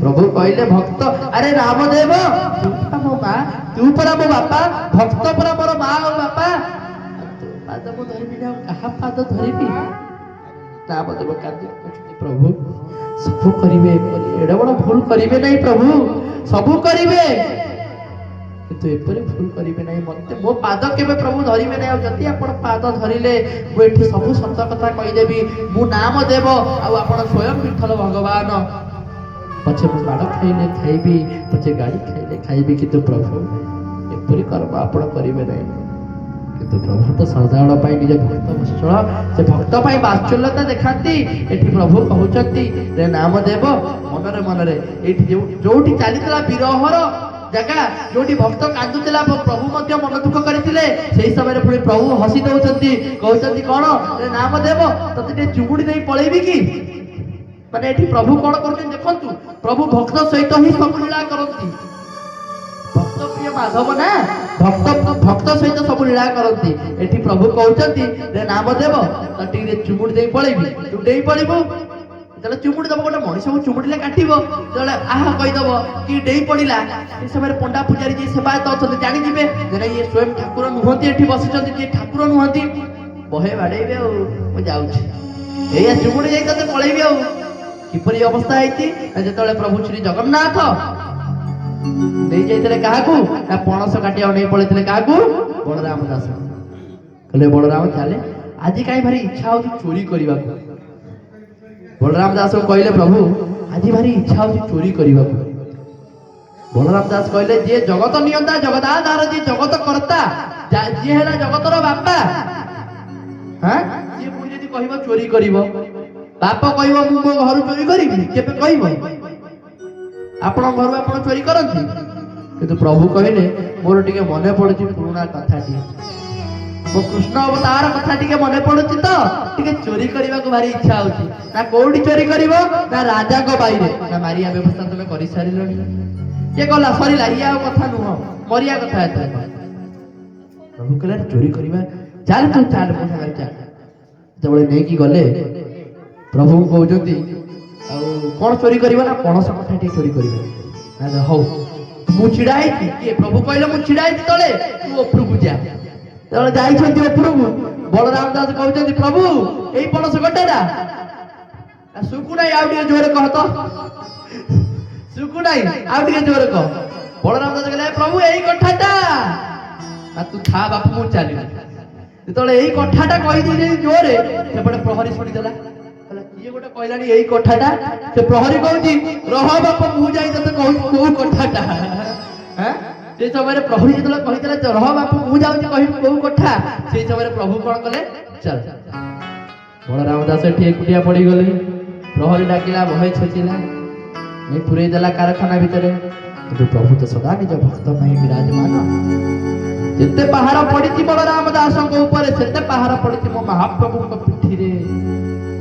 ସେ ତ ଭଗତ ଭାଗ ବନ୍ଧାରେ, ସେ ତ ଭଗତ ଜୀବନ ଧନ, ଭଗତ ଭାବରେ ବନ୍ଧାରେ, ସେ ତ ଭଗତ ଜୀବନ ଧନ। ତୁ ତାକୁ ମରିଲେ, ତୁ ତାକୁ ଖୋଜିଲେ ସେ ତୋତେ ଖୋଜି, ତାକୁ ଖୋଜିଲେ ସେ ତୋତେ ଖୋଜି, ତାକୁ ଖୋଜିଲେ ସେ ତୋତେ ଖୋଜି, ପୁରା କରିବନି ମନରେ, ସେ ତ ଭଗତ ଜୀବନ ଧନ, ସେ ତ ଭଗତ ଭାବରେ ବନ୍ଧାରେ, ସେ ତ ଭଗତ ଜୀବନ ଧନ। ଭଗବାନ ତେଣୁକରି ଯେତେବେଳେ ବଳରାମ ଦାସଙ୍କ ପିଠିରେ ପଡିଥିବା ପାହାରଟିଏ ପ୍ରଭୁଙ୍କ ପିଠିରେ ଦର୍ଶନ ହେଲା, ସେ ସମୟରେ ରାଜାଧିରାଜ ଯିଏ ଆମର ଗଜପତି ଅଛନ୍ତି ସେ ଜାଣିପାରିଲେ ନାଇଁ ଇଏ ପ୍ରଭୁଙ୍କର କିଛି ଲୀଳା, ପ୍ରଭୁଙ୍କର କିଛି ଲୀଳାଟିଏ। ତେଣୁକରି ଠିକ ସେହିପରି ଭାବରେ ବର୍ତ୍ତମାନ ନାମଦେବଙ୍କ ସହିତ ଖେଳ କରୁଛନ୍ତି କିଏ? ନା ପ୍ରଭୁ ବିଠ୍ଠଲ ଭଗବାନ।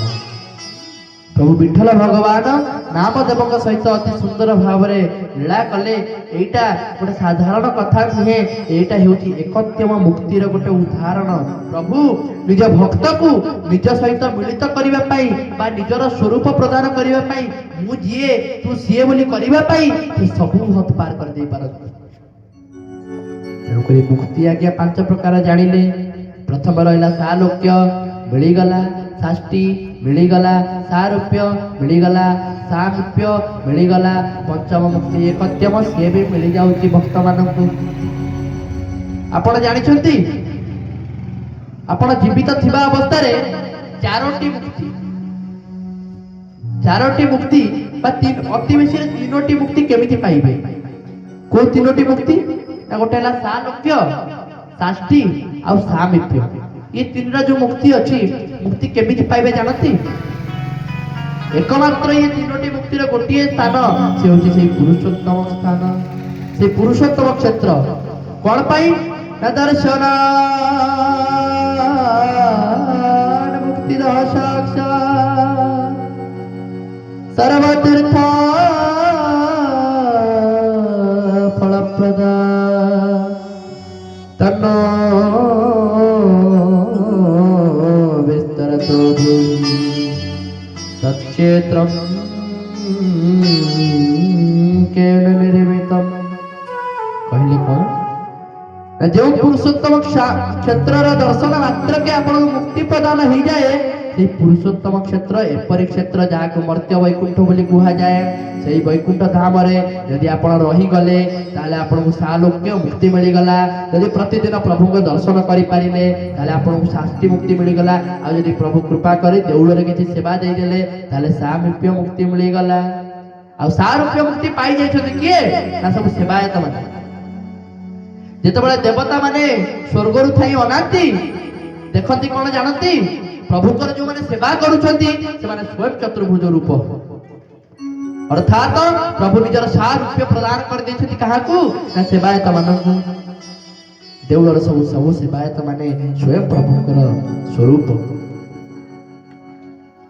तेबे कहिबार मूल उद्देश्य कोन आज्ञा संसार रे केही नित्य नुहंती एकमात्र नित्य प्रभु एकमात्र नित्य होउछंती भागवत महाप्रभु संसार नित्य किछि नाही आपनकर मां चली जाइछथि आपनकर बापा चली जाइछथि आपनकर पुओ चली गले आपनकर जेजे चली गले आपनकर नाती चली गले जे जाउछथि जानतु आज्ञा नित्य माने केही नुहंती गारे आपण चली जांतु गारे बसिथिबो गोटे पिंढारे गोटे बुढाटिए बसिथिबो आज्ञा गोटे कथा कहबी से कहबो कहून आपण ताऊ कहिबे भाई बोलो बंधु बोलो से हठात कहबो संपत्तिर साथी जीव गला बेले का गोविंद सारथी भाई बोलो बंधु बोलो संपत्तिर साथी जीव गला बेले का गोविंद सारथी भाई बोलो बंधु बोलो संपत्तिर साथी जीव गला बेले का गोविंद सारथी भाई बोलो बंधु बोलो जीव गला बेले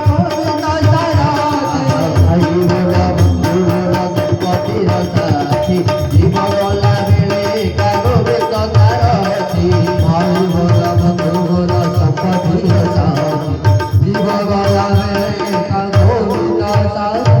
भाई गोविंद भगवान की जय बुढ़ा को आपण एक कथा कहबो बुढ़ा हठात कहि कि नाचिबो कहबो हां ठीक कथा किंतु केते जण निज जीवन रे करूछंती भाई को बंधु मान को केते जण को संपत्तिर साथी भाबी से माने साइड रे रखि दैछंती प्रभु को अग्रगण्य करिछंती समस्त आज्ञा निज घर पाई करूछंती समस्त आज्ञा निज परिवार पाई करूछंती कि किए प्रभु को पाई करूची ना किए आत्मा पाई करूची आज्ञा जेते सब साधु संत माने आज्ञा समस्त स्वार्थपर जेते सब साधु संत माने समस्त स्वार्थपर कि जेते सब संसारी माने समस्त निस्वार्थपर आपण कहबे केमिति सब साधु संत माने आज्ञा स्वार्थपर किंतु आपण माने आज्ञा आपण माने कोटि कोटि दंडवत कोन पय आपण माने समस्त निस्वार्थपर निज पय किछि करू नाती सब निज परिवार पय करूछंती किंतु साधु संत माने सब परिवार त्याग करी से परिवार थाउ ता जगह रे आगु पय आमे करिवो आत्म कल्याण करिवो प्रकृत रे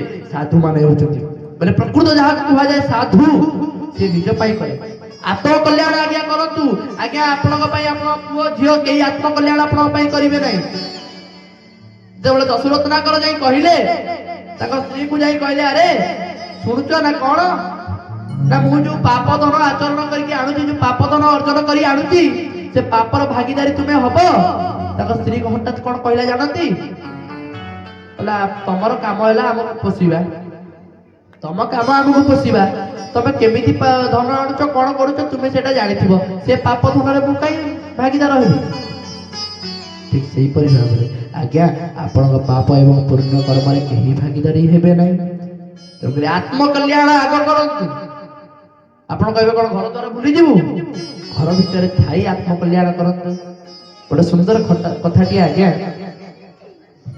ଦିନକର କଥା, ଜଣେ ରାଜା, ଜଣେ ଦେଶର ରାଜ୍ୟର ରାଜା, ସେ କଣ କଲେ ନା କହିଲେ ମୋର କେହି ସନ୍ତାନ ନାହାନ୍ତି। ରାଜାଙ୍କର କେହି ସନ୍ତାନ ନଥିଲେ। ଯେତେବେଳେ ସନ୍ତାନ ନାହାନ୍ତି କଣ କରିବେ? ବର୍ତ୍ତମାନ ବୟସ ବୃଦ୍ଧ ହେଲାଣି, ବୟସ ବୃଦ୍ଧ ହେଲାଣି, ସେଇ ସମୟରେ ସନ୍ତାନ ନାହିଁ, କରିବେ କଣ? ରାଜମହଲକୁ ସମ୍ଭାଳିବ କିଏ? ରାଜ୍ୟକୁ ସମ୍ଭାଳିବ କିଏ? କଣ କଲେ? ନିଜ ମନ୍ତ୍ରିମଣ୍ଡଳକୁ ବସେଇ ଗୋଟେ ସଭାଟିଏ ସ୍ଥାପନ କରି ସେଠି କଥାବାର୍ତ୍ତା ହେଲେ। କହିଲେ କଣ ନା ବର୍ତ୍ତମାନ କୁହ କଣ କରାଯିବ?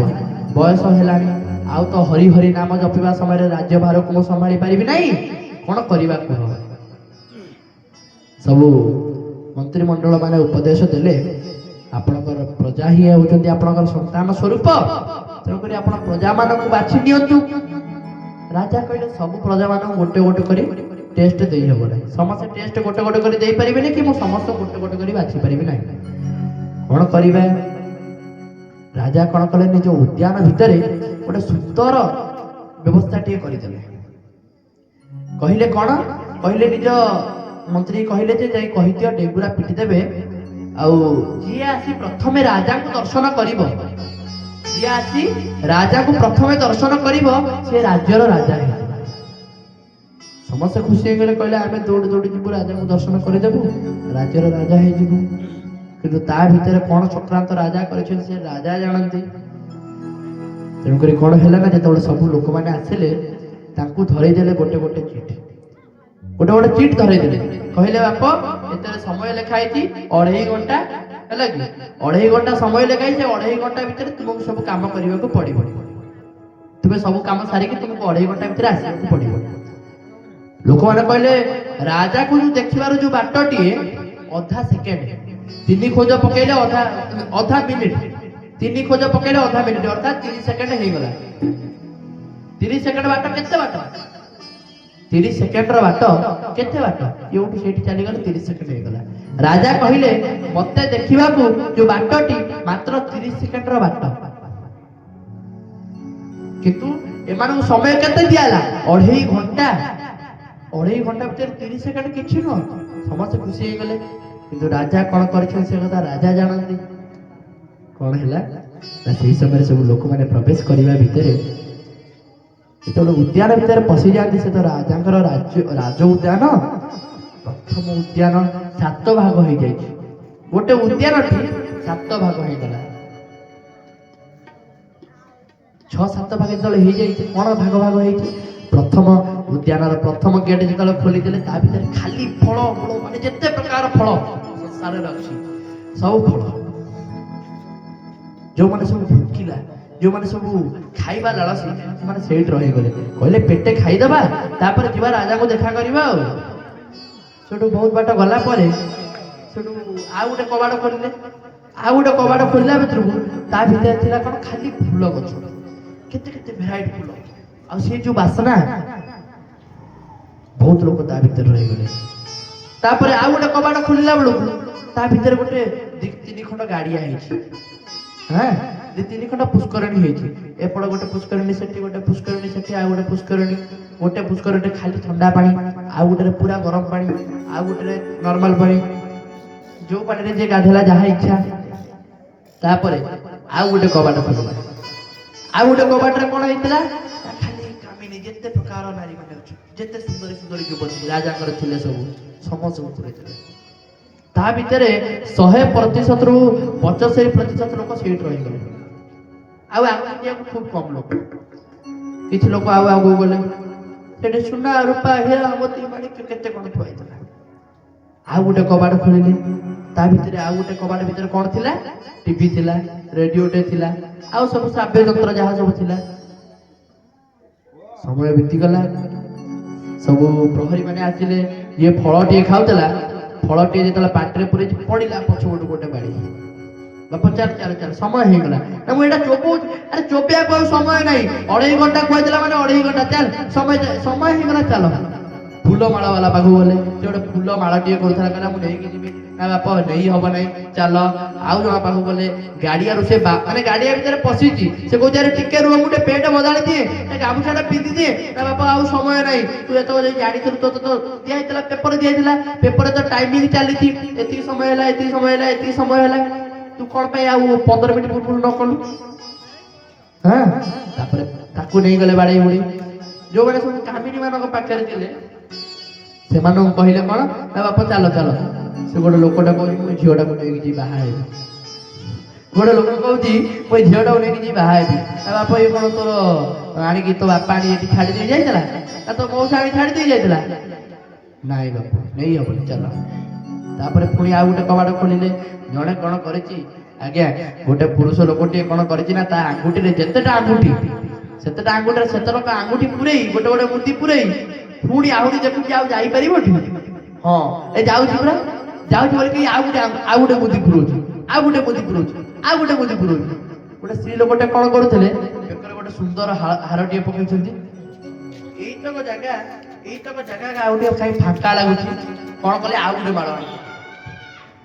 ହାତରେ ସୁନାର କଙ୍ଗଣ ପିନ୍ଧୁଥିଲେ, ଏଇ ଯାଏ ଆସିଲା, ଇଏ କଙ୍ଗଣ ବୋଧେ ଏଇ ଯାଏ ଯିବ, ଆଉ ଦିଟା କଙ୍ଗଣ ପୁରେଇଲେ। ଲୋଭ ଦେଖନ୍ତୁ କିପରି ଭାବରେ ଗ୍ରାସ କରିଯାଇଛି। ସମସ୍ତଙ୍କୁ ବାଡେଇକି ତାଙ୍କ ହାତରୁ କଙ୍ଗଣ ଯାହା ସବୁ ଥିଲା ଆଭୂଷଣ ସବୁ କାଢି ନେଇ ତାଙ୍କୁ ନେଇଗଲେ ବାହାରକୁ। ତାପରେ ପୁଣି କଣ ହେଲା, ସଭା ଶେଷ ଷଷ୍ଠଟି। ଜଣେ ବସି ଟିଭି ଦେଖୁଥିଲା, ଟିଭିରେ ଚାଲିଥିଲା ଗୋଟେ ଭଲ ସିନ୍ଟେ ଚାଲିଥିଲା ତାଙ୍କ କଥାରେ। ସିନ୍ଟାକୁ ଦେଖିବା ଭିତରେ ପଛରେ ଗୋଟେ ପଇଲା ପାହାଡ଼ଟେ, ଗୋଟେ ବଢିଆ ପାହାଡ଼ଟେ, ଶକ୍ତ ପାହାଡ଼ଟେ ପଡିଛି। ସେ ଲୋକଟେ ବଙ୍କା ହେଇଯାଇଥିଲା। ଟିଭି ଦେଖିବା ଭିତରେ ପଛପଟେ ଗୋଟେ ଶକ୍ତ ପାହାଡ଼ଟେ ପିଟିକି ପଡିଛି, ସେ ପୁରା ବଙ୍କା ହେଇଗଲା। କହିଲା କଣ ହେଲା, ମତେ କାହିଁ ବାଡେଇଲ? ତା ସମୟ ହେଇଗଲାଣି, ତୁ ଚାଲ ଯିବା ଯିବା ଚାଲ। ସମସ୍ତଙ୍କୁ ନେଇଗଲେ। ଶେଷରେ ଗୋଟିଏ ଲୋକ ଆସିଲା, ଫଳକୁ ଦେଖିଲା, ଫୁଲକୁ ଦେଖିଲା, ଗାଡିଆ ଦେଖିଲା, କାମିନୀ ଦେଖିଲା, ସବୁ ସୁନା ରୂପା ହୀରା ମୋତି ମାଣିକ୍ୟ ଦେଖିଲା, ଶେଷରେ ଟିଭି ରେଡିଓ ସବୁ ଦେଖିଲା। ସବୁ ଦେଖିଲା ପରେ ରାଜାକୁ ଦର୍ଶନ କଲା, ଛିଡା ଏଇ ଉପରେ ରାଜା ବୋଲି ଘୋଷିତ କରାଗଲା ଏବଂ ସର୍ବଶେଷରେ କହିଲା, ରେ ପ୍ରଜାଗଣ ମୂର୍ଖ ହେଇଗଲ କି? ରାଜା ହେଲି, ଏତକ ସବୁ ମୋର ଯେତେବେଳେ ଇଚ୍ଛା ମୁଁ ସେତେବେଳେ ଉପଭୋଗ କରିବି।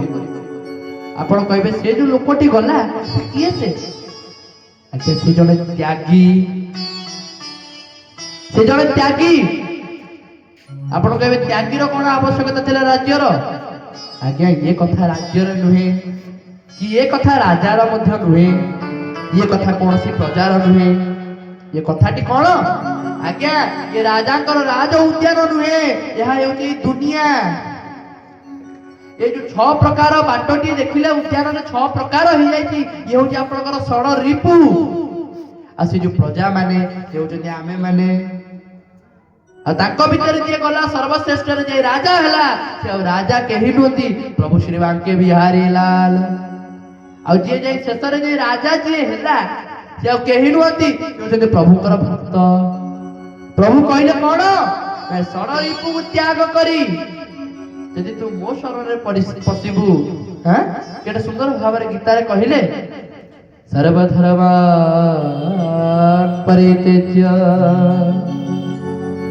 ମାମେକଂ ଶରଣଂ ବ୍ରଜ ଅହଂ ତ୍ୱା ସର୍ବ ପାପେଭ୍ୟୋ ମୋକ୍ଷୟିଷ୍ୟାମି ମା। କହିଲେ କଣ ନା ସର୍ବଧର୍ମାନ ପରିତ୍ୟଜ୍ୟ, ସବୁ ଧର୍ମକୁ ପରିତ୍ୟାଗ କରିଦିଅ।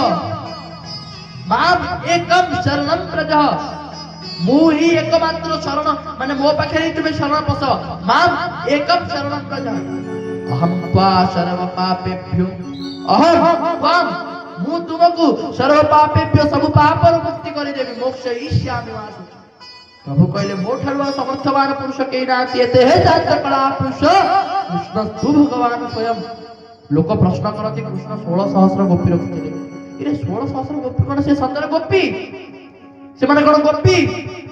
ପ୍ରଭୁ କଣ ସାଧାରଣ ମନୁଷ୍ୟ ସହିତ କେବେ ବିବାହ କରିବେ? ନା ସାଧାରଣ ମନୁଷ୍ୟ ପାଖରେ ସେ ସକ୍ଷମତା ପ୍ରଭୁଙ୍କ ବର ରୂପରେ ବର୍ଣ୍ଣନ କରିପାରିବ? ପ୍ରଭୁଙ୍କର ଯୋଉ ତେଜ, କୋଟି ଅଗ୍ନି ସମ ତାଙ୍କ ତେଜ। ମୋ ଗୁରୁଦେବ କୁହନ୍ତି, ମୋ ପ୍ରଭୁ କିପରି ଦେଖିବାକୁ? ଗୁରୁଦେବ କଣ କୁହନ୍ତି ନାଭା କୋଟି ରବି ଜିଣି ଆଭା କୋଟି ରବି ଜିଣି ତାଙ୍କର ଯୋଉ ଆଭା ତାଙ୍କର ଯୋଉ ସ୍ୱରୂପ ତାଙ୍କର ଯୋଉ ପ୍ରକଟ ମାନେ ସେ ଯେତେବେଳେ ପ୍ରକଟ ହେଇଯିବେ ସେଇ ସମୟରେ କୋଟି ରବି ଯେତେ ସମୟ ଯୋଉ ପ୍ରକାର ତାଙ୍କୁ କିରଣ ପ୍ରଦାନ କରିବେ ଗୋଟିଏ ସୂର୍ଯ୍ୟ ଅଛି କିରଣ ଦଉଛି ଆମେ ସହିପାରୁନେ କୋଟି ରବି କୋଟି କୋଟି ସୂର୍ଯ୍ୟ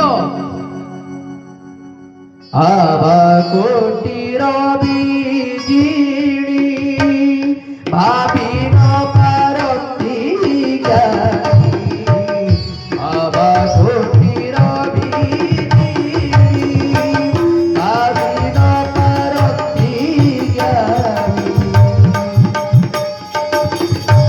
ପ୍ରଭା କଥା ମଧୁକରୀ ଆଭା କଥା ମଧୁକରୀ ପ୍ରାଣ ତେଜିବ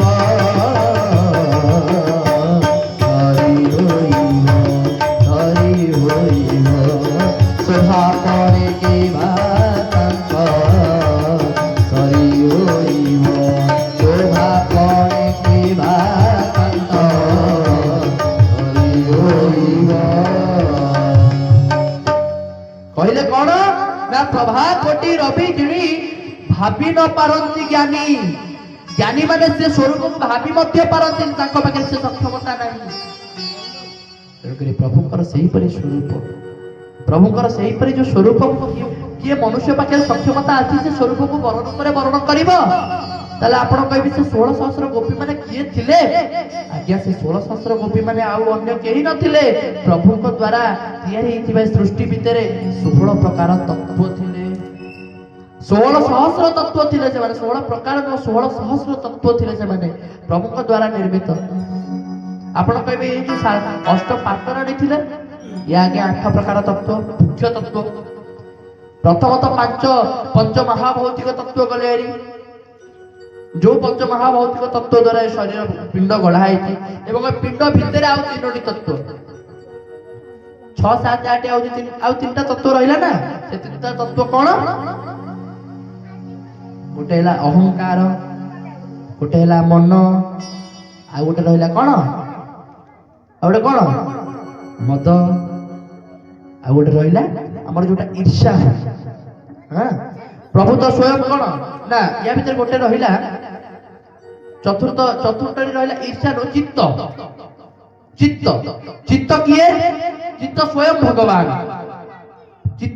ଭଗବାନ ଆଉ ଯୋଉ 3ଟି ରହିଲେ ଅହଙ୍କାର ଆଉ ମନ ଆଉ ଗୋଟେ ରହିଲା କଣ ମଦ ଏ ଯୋଉ 3ଟି ରହିଲେ ଏ 3ଟିକୁ ପ୍ରଭୁ ବରଣ କଲେ ପଞ୍ଚ ତତ୍ତ୍ୱ ବରଣ କଲେ ତତ୍ ସହିତ ଏ 3ଟିକୁ ବରଣ କଲେ ତେଣୁକରି ସେ ଅଷ୍ଟପାଟବ ହିଁ ରହିଲେ ସେ ଅଷ୍ଟପାଟରାଣୀ ଆଉ 16 ସହସ୍ର ତତ୍ତ୍ୱ ରହିଲେ ତେଣୁକରି ପ୍ରଭୁଙ୍କ ସମ କିଏ ହବ ପ୍ରଭୁଙ୍କ ସହିତ ସମାନ ହେଲା ଏ ସଂସାରରେ ଆଉ କେହି ନାହାନ୍ତି ତେଣୁକରି ପ୍ରଭୁଙ୍କ ସହିତ ସମାନ କେବେ ନିଜକୁ କରନ୍ତୁ ନାହିଁ ବହୁ ଲୋକ କୁହନ୍ତିନି କି ପ୍ରଭୁ 16 ସହସ୍ର ରଖିଲେ ଆମେ 2ଟା ରଖିଦେଲେ କଣ ଅସୁବିଧା ହଉଛି କି ଆଜ୍ଞା ଆପଣ ସେ 2ଟାକୁ ସମ୍ଭାଳି ପାରିବେ ତ ଯେତେବେଳେ 2 ସଉତୁଣୀ କଳି ଲାଗିବେ 2 ସଉତୁଣୀ ଯେତେବେଳେ କଳି ଲାଗିବେ ଆଉ ଆପଣ ସମ୍ଭାଳି ପାରିବେ ତ ଆପଣଙ୍କ ପାଖରେ ସକ୍ଷମତା ଅଛି କିନ୍ତୁ ପ୍ରଭୁଙ୍କ ପାଖରେ ସକ୍ଷମତା ଅଛି ନାରଦ ମହର୍ଷି ଆସି ପହଞ୍ଚିଲେ ଦେଖିଲେ କଣ ଦେଖିଲେ ଯେତେବେଳେ ରୁକ୍ମିଣୀଙ୍କର କବାଟ ଖୋଲିଦେଲେ ମହାରାଣୀ ରୁକ୍ମିଣୀଙ୍କ ପାଖରେ ପ୍ରଭୁ ବସି ପୋଷା ଖେଳୁଛନ୍ତି ଯେତେବେଳେ ଜାମ୍ବବତୀଙ୍କ କବାଟ ଖୋଲିଦେଲେ ପ୍ରଭୁ ତାକୁ ବସି ଶୃଙ୍ଗାର କରୁଛନ୍ତି ଏମିତି ଗୋଟିଏ ରାଣୀ ମାନଙ୍କ କବାଟ ଖୋଲୁଛନ୍ତି କାହା ସହିତ ଖେଳୁଛନ୍ତି କାହା ପିଲାକୁ ଧରିଛନ୍ତି କାହା ନାତି ସହିତ ଖେଳୁଛନ୍ତି ପ୍ରଭୁ ସବୁ କକ୍ଷରେ ଅଛନ୍ତି ସେହି ସମୟରେ ନାରଦ କହିଲେ ପ୍ରକୃତରେ ଇଏ ହେଉଛନ୍ତି ସ୍ୱୟଂ ଭଗବାନ ୟାଙ୍କୁ ଛାଡ଼ିଲେ ଆଉ ସଂସାରରେ ଦ୍ୱିତୀୟ କେହି ନାହାନ୍ତି ଅତି ସୁନ୍ଦର ଭାବରେ ଗୋଟେ ଭକ୍ତଟିଏ କହୁଛି ପ୍ରଭୁଙ୍କୁ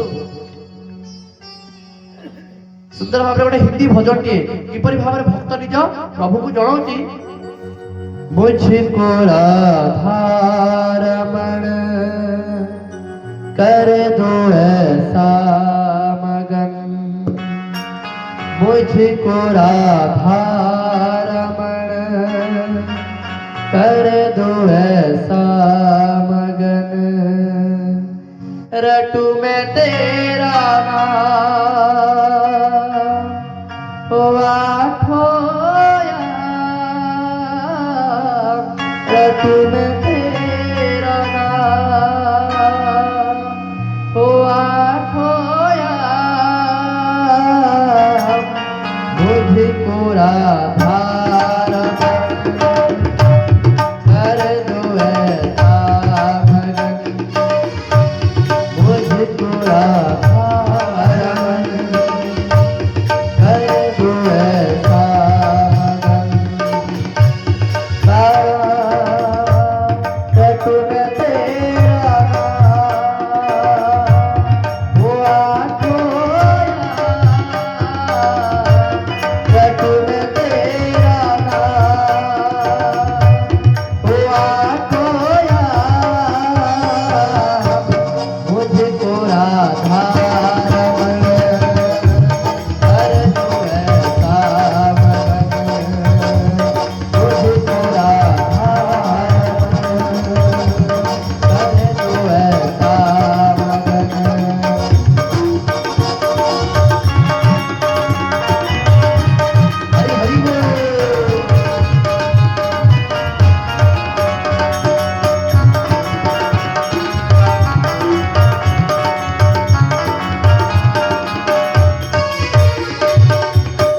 भाव भरे भूषणों से आपको सजाऊं मैं जितना भोजन हाथों से पवाऊं मैं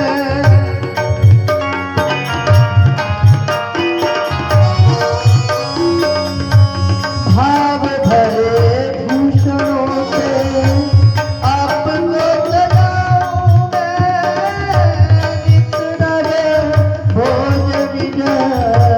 हाथों से पवाऊं मैं करो जब तुम शयन दाबो तुम्हारे चरण करो जब तुम शयन दाबो तुम्हारे चरण प्रभु मैं तेरा नाम हुआ खोया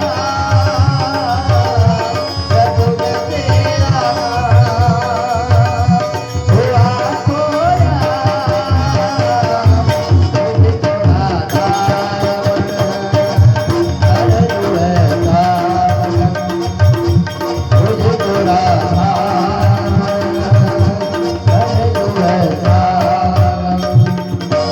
बोले राधा रमण लाल की जय। आज बाणी को ये विराम दबा समस्त तो अन्न प्रसाद जहाँ कहते गोटे सुंदर भाव भागवत अन्न ब्रह्म को आगे रखी पछे पिंड को संचार आग अन्न ब्रह्म को रखीदे मातृस्थान रखीदे आग संतान खाद्य तापर पिंड को पठेले कहले बाप तो खाद्य तैयारी हो तू एथरक जा संसार रे एति कथा मन रखी तू संसार रे केबे केही उपास रे भूख उपास रे केही मरि ना केही जणे संसार रे भूख उपास रे मरिथिबार सुनिछंती केबे लोक कहि दियंती मरुणी पड़थला जे खाइया पाइला से मरि गला किंतु एमिति केही नाही संसार रे जे भूख उपास रे मरिछि प्रभु जन्म देइछंती माने निहाती प्रभु तम पई खाद्य रखिछंती आपण मरिबा को थिबे कोन ओटा खाद्य जेमिति ले पहुंच पत्र खंडले हो ना कोन पई सेटा मध्य खाद्य आपण कहबे आज्ञा मु ताऊ खाइब नै दोष मोर प्रभु केबे दोष प्रभु करे कि प्रभु संसार रे आडिछंती माने समस्त पई खाद्य रखिछंती तेनु करी समस्ते भगवान अभिमुखी हुअन्तु गुरु को अभिमुखी हुअन्तु गुरु ग्रहण करन्तु प्रथम कथा प्रारंभ रे आपण माने कहितले जो माने गुरु न करिछंती से माने भूतार सहित समान से माने बसिथिबा स्थान 12 आंगुळे पर्यंत पवित्र तेनु करी यथा संभव यथा शीघ्र आपण गुरु ग्रहण करन्तु आपण कहबे गुरु ग्रहण कला परे गुरु कहबे पियाज माछ रसुण एरा किछि खाओ नै आज्ञा मु आम गुरु को कथा कहूची मो गुरुदेव कहते आज्ञा तुम मन रे जदि कहला छाड़ी दियो ताले छाड़ी दियो मन कहूची छाड़ी दियो आप मन कहन जे मु आपन जबरदस्ती कहबी आज्ञा छाड़ी दियंतु आपण बाटरे जाउ जे माछटी को देखले आपण मनटा फाकुबा कहतियो माछ जेति फाकुबा कहदिए आपण मन फाकुबा कहदियो लाभ कोन नकरी गुरु दीक्षा निहाती ग्रहण करंतु एही जन्म रे केमिति भगवत प्राप्ति हेइ दिबा आ ए जन्म परे मनुष्य जन्म मिलिबो न मिलिबो की जाने ये जन्म पर मनुष्य जन्म मिलिबो न मिलिबो ତେଣୁକରି ଏଇ ଜନ୍ମରେ ପ୍ରଚେଷ୍ଟା କରନ୍ତୁ ଭଗବତ ପ୍ରାପ୍ତି କରିଦେବା ପାଇଁ। ବାଣୀକୁ ଏଇଠି ବିରାମ ଦେବା, 2 ବାର ନାମ କରିବା, ତାପରେ ବାଣୀକୁ ବିରାମ ଦେବା। ये भोला भाला नादा बस करता एक ही का। जब प्रभु श्री रामचंद्र फेरिले वनवास फेरिले से समय सब दासी मैंने आसी पहुंची गले, कहले प्रभु आप सेवा आम करूँ, हनुमान जी को पठे दिंतु। हनुमान जी कहले मुझे प्रभु को छाड़ी पड़े जीवन ना, तुम कुआला तुम्हें जाओ। हनुमान जी हाथ जोड़ी माँ मैंने सब कौन करेंगे किसी पाइले ना, हाथ जोड़ी साइड हो सेवा करुले।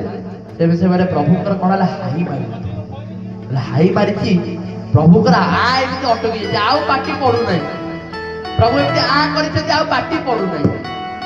हाँ समस्त कहले बैद्य को डाक, ये कर सी कर, समस्त बैद्य को डाकिया भितर प्रभु कहते आ आ माने हनुमान को डाक उपरू। हनुमान आसी कौन कले, ये भोला भाला नादा बस करता एक ही का। ये भोला भाला नादा बस करता एक ही का। चुटकी बजाए हनुमान देखो, चुटकी बजाए हनुमान, चुटकी बजाए हनुमान देखो, चुटकी बजाए हनुमान। हमारे श्री राम के दुलारे अंजनी पुत्र पवन सुतवा।